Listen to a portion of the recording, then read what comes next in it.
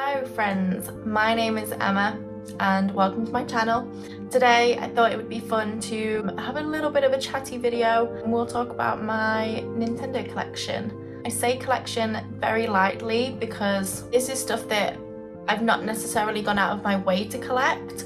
Some of it I obviously have purchased myself, but a lot of it came from like birthdays and Christmases, which I've just hoarded onto, I've held and never got rid of, and thank God that I didn't, because I'd be gutted. So this is just a chill one, so grab a little drink. I just have some water today in my scary movie mug, like not scary movie like the film, but like scary movies, and it says, what's your favourite movie? Scary movie. Mine is probably I really like A Quiet Place because I think it's really jumpy, and scary movies to me don't tend to be that scary, so I like realistic scary movies. You know what I mean? I just things about ghosts and stuff. Anyway, I guess let's start. So first things first, I have my Nintendo Gameboy Advance. I shared this with my brother. So we've got quite a mixture of games, some of which are very clearly not his and that are mine. It still works and everything. I don't have too many memories with this one. I think I was maybe too young at the time when we had it, but I still like it and I'll never get rid of it because how many people do you know these days that has a Game Boy? But in terms of games for that, I've only got 4. I have Tweety's High Flying Adventure. The cartridge is really cool. Like you can see through it. You never see that these days. Next up, I have this random one, which I think this might be like a wrestling game, but I'm not 100% sure. I have Pokemon Fire Red. Again, I'll never get rid of this. I feel like this is rarely these days. And then last of all, this one is so obviously mine, but I think I'm getting redder by the second, is Barbie, the Princess and the Pauper. It's a little bit worse for wear. This was so difficult. That's all I remember of this game, was that it was super hard. But yeah, that one was clearly mine. Moving on to Nintendo DS's. So me and my grandma used to take it in turns with buying the latest DS that came out.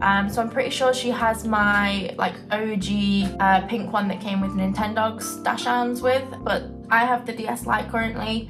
It's looking a little bit worse for wear. I don't know if you can see. Yeah, I think this might be like battery leakage, which is not good, but it still works. Are you ready for some nostalgia? What do we have? Okay, so we currently have an R4 card in this that has got Style Boutique, which was a fantastic game, might I add. A Professor Layton game, which I don't know why because I have them. And Harvest Moon DSQ, which is the best Harvest Moon. You can't argue that. Yeah, I have so many good memories with this one of like meeting up with the neighbours' kids, and we would all sit on each other's front gardens and play Harvest Moon together. And this is where I first got Wild World with this DS. I got that game for Christmas. No, I didn't. I'm lying. I got it for Easter one year. I just have so many memories of, and I'm sure many people do, but where, you know, it was a school night, you had to be in bed for like 8:30 or whatever, but you were still playing Wild World, and you would have it like under your covers, and then you'd like have the volume right low. If you heard like your parents coming up the stairs, you'd snap it shut and run in and pretend to be asleep. I have vivid memories of doing that. That's so funny. Anyway, next up I have my Nintendo DSi in blue. This is in really good condition. It's got some scratches, but aside from that, again, it still works absolutely fine. It just needs charging. Next up we have my DSi XL, again in the blue. I think I must have been going through like a Smurf phase or something. It's huge. Like if I compare the sizes, look at how much bigger this is. It's absolutely huge. I don't have too many memories playing with these. I feel like at the point that these came out, I was buying them to continue that tradition, you know, with my grandma of taking it in turns, but I think I was probably a young teenager and probably going off gaming a little bit, you know, which is fine. We go through phases of our lives and that's just how it is. But I'm glad that I always kept hold of these to look back on. And then my last DS is this one, the 2DS. I never had a 3DS, which does make me sad, but I know definitely the time of my life when I got this was, I was very much into school and boys and my friends and going out, not gaming as such. And I only wanted this to play Animal Crossing on, truth be told. And so I asked for it for Christmas, and it just didn't seem worth it to ask for a 3DS, because obviously it wasn't me that was buying it, it was my parents, who are great for, you know, giving me everything that I ever wanted. What is this hair doing? Today is not a good hair day. But yeah, I think at the time a lot of people had complaints about the 3DS, in that the 3D aspect of it, you know, they didn't really use a lot, or it gave them headaches and made them nauseous. And so it just didn't really seem worth it. So I asked for the 2DS. This one in particular is the Pokemon Omega Ruby version. So it's limited edition. It's got a really cool case on it, and it came with that game like pre-installed. I didn't really care for it. It wasn't that good of a game, I'm not gonna lie. But yeah, still works. I reach for this, I would say at least every couple of months minimum, to feel nostalgic and play some New Leaf, because we all know that that is one of the best games. In terms of DS games, so standard DS games, I have 3 that are in boxes, which are the Professor Layton trilogy.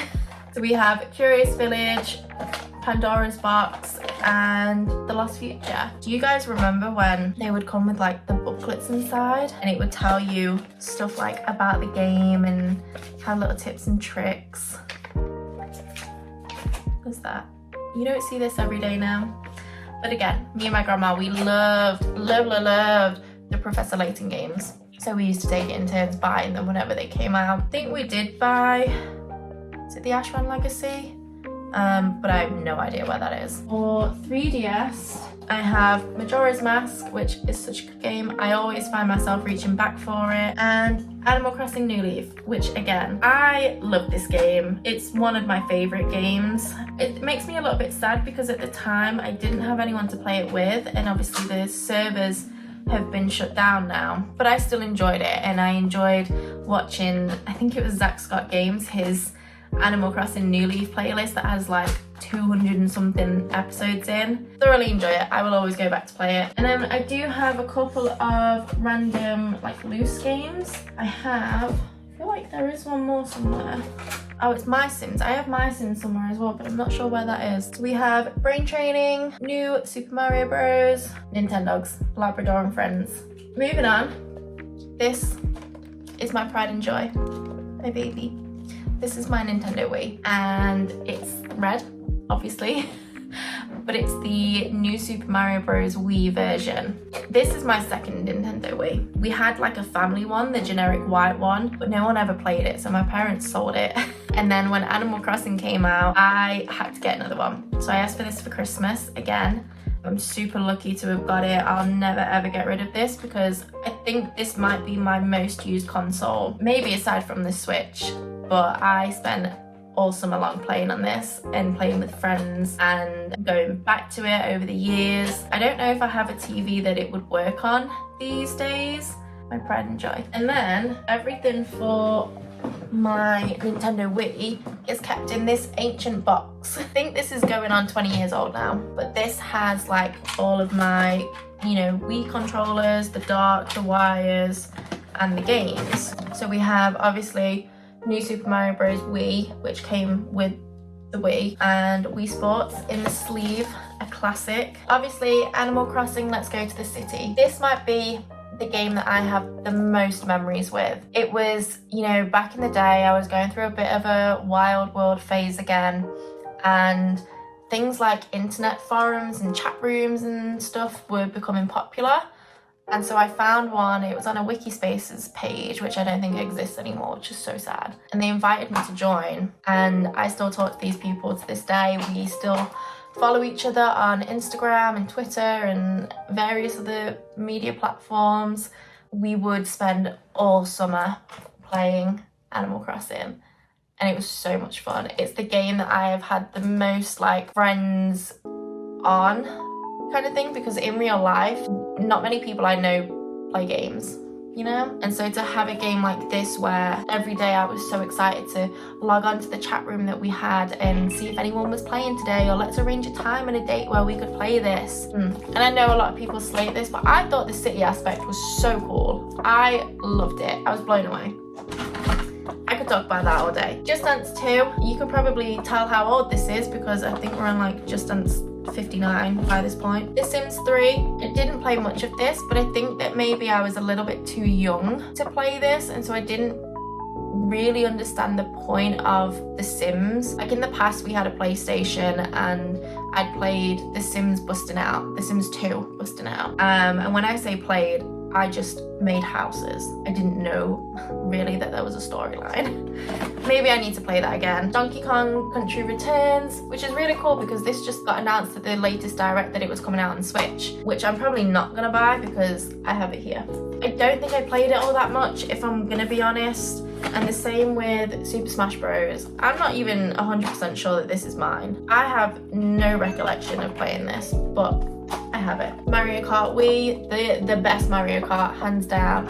And it's all thanks to these cool ass controllers. They just don't make them like they used to. And then Wii Party, which was always fun. You know, Christmas, family would come around, we'd play Wii Party. Last of all, I suppose, is my Nintendo Switch. This is an OG Nintendo Switch. Got it on release day back in 2017. I wasn't gonna get this because at that time I was a teenager. I was so not into gaming at all, if I'm gonna be totally honest. It just wasn't something that I really cared about. But when this came out, everyone was going on about it, about how good it was. It came out with Breath of the Wild and that looked incredible. Like I'd not been following along with any of the directs or E3s or anything, so I had no idea that this was coming out until the day of. And so I went and did like a little click and collect at my nearest Argos, went and got it, and it's been the same one ever since. It is a little bit worse for wear. There is some scratches and a crack in the casing, but it still works fine. You know, I've never seen the point in buying another one whilst this works. I did want an OLED and I very nearly bought the Tears of the Kingdom limited edition version, but I didn't because it was expensive. And again, this one works. Saying that though, if this broke right now, I would be gone. I'd be gone to Tesco to go and find another one because I play this nearly every day. It's the best.